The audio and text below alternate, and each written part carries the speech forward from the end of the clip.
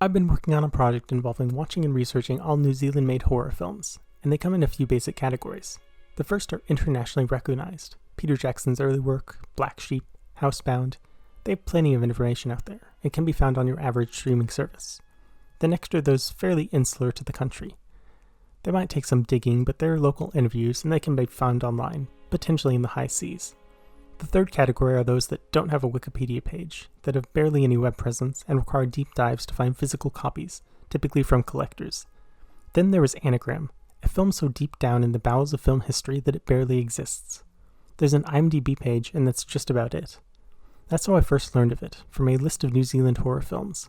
Of the few dozen, it was the only one I wasn't familiar with, so I went to the page and found a few screenshots, but no plot summary, no release information, barely more than a cast list. Unusual, but not totally unprecedented. I began to trawl the internet, and even went to Reddit asking for advice. They pointed me to Ngantaga, the audiovisual archive of New Zealand, which had an entry for the film, even offering the alternative title of The Body Butcher. Aha, progress.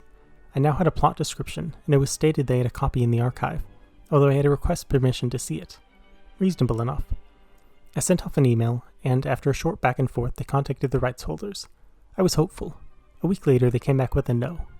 Unfortunate, but I decided to reach out to the director personally. I learned he'd founded a film school in New Zealand called South Seas, a year after Anagram was released. He had also been a director at Arcadian Films. Their listing on the New Zealand Company Hub gave me an email for Gerben, and I sent him a few questions about the film. To date, no response.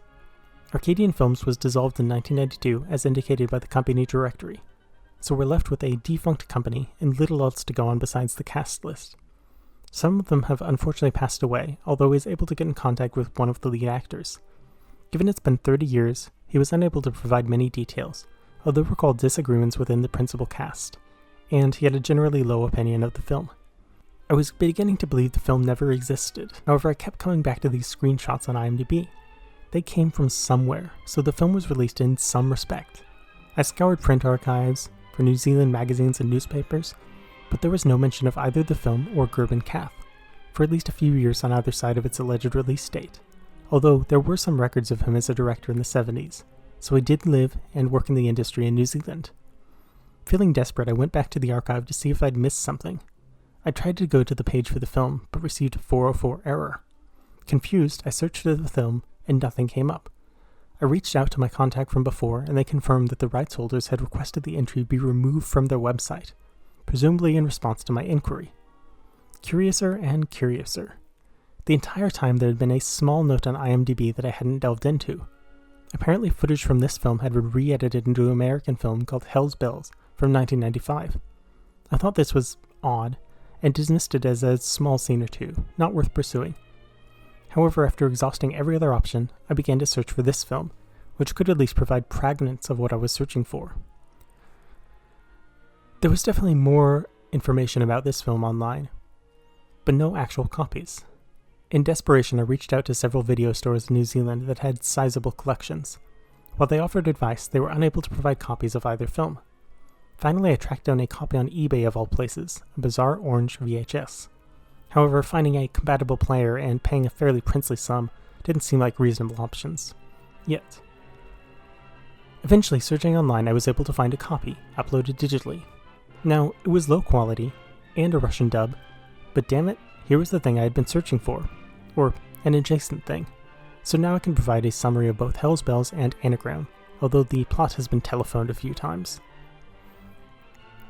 In Hell's Bells, Satan sits around all day surrounded by topless women, but he has grown bored of his existence and wants to return to Earth. To this end, he needs 5 women sacrificed to him, and he's enlisted an elderly man who is a reincarnation of Jack the Ripper, or a vampire who's been alive since the 1800s, or a descendant.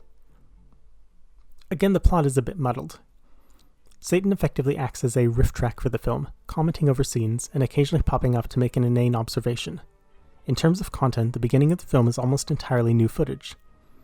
Originally, Anagram was a relatively serious horror film, but it's been re-edited as a sex comedy, complete with new music and sound effects. This includes 4 new scenes featuring nudity, but they are fairly front-loaded, with the 2 longest taking place in the first 15 minutes. There are also shots from a dungeon throughout, which are really just more topless women dancing around, Finally, a man and woman have sex in a garden in 10-second segments seemingly thrown in at random. This last is best compared to Manos the Hands of Fate, where two actors make out for the entirety of the film and never meet up with the main cast. Frankly, that comparison is fair, as this might be the worst film I've ever seen. If you're watching the film for the woman, the plot interruptions will make it unsuitable. If you're watching it for the plot, then the bursts of random nudity are gratuitous. After the new footage is done, we are largely watching the original film, which is about Brett, a reporter, investigating a man who was attacked. Unfortunately, that footage is lost, so we don't actually know what happened to him. However, Brett discovers a disc at his house, but is attacked by the villain's goons. They knock him out and deliver him to their master, the previously discussed vampire-adjacent man. He sells eternal life insurance and promises power and women. Brett's only previously established trait is that he is horny, so he immediately accepts, signing in his own blood. He regrets this when the vampire man attempts to woo his boss, Linda, who he is madly in love with. The pair investigate and eventually discover a techno-cult that aims to sacrifice 5 women for some nefarious purpose. Of course, they immediately have sex, then Linda is kidnapped as the final sacrifice. Apparently, the women all mirror victims of Jack the Ripper. Brett bursts into the mansion, and by holding up a crucifix to a TV is transported into a virtual world, or back in time, or both. He then finds the vampire and Linda, and tosses some device into a fire, which causes the house and the vampire man to explode, and he's able to manipulate a computer to return himself and Linda to the present. They flee, and that's the end of the film.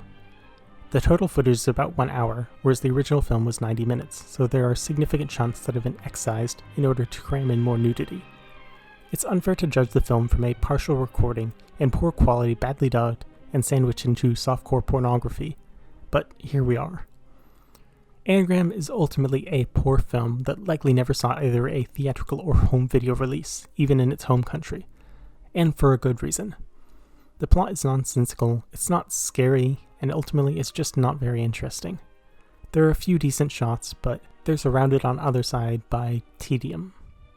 I still have questions about the film, like how did Ed Hansen, the director of Hell's Bells, get a hold of the footage and the rights? He's dead now, as is his production company, so following that lead seems difficult. I also want to know where the behind-the-scenes shots came from, and finally, why was it delisted from the archive? I doubt I'll find any answers for these, but that's fine. Sometimes the mystery is more important and interesting than the answers. Anyway, that's it for this video. I hope you'd enjoyed this journey into the underbellies of New Zealand film. Thank you for watching, and be well.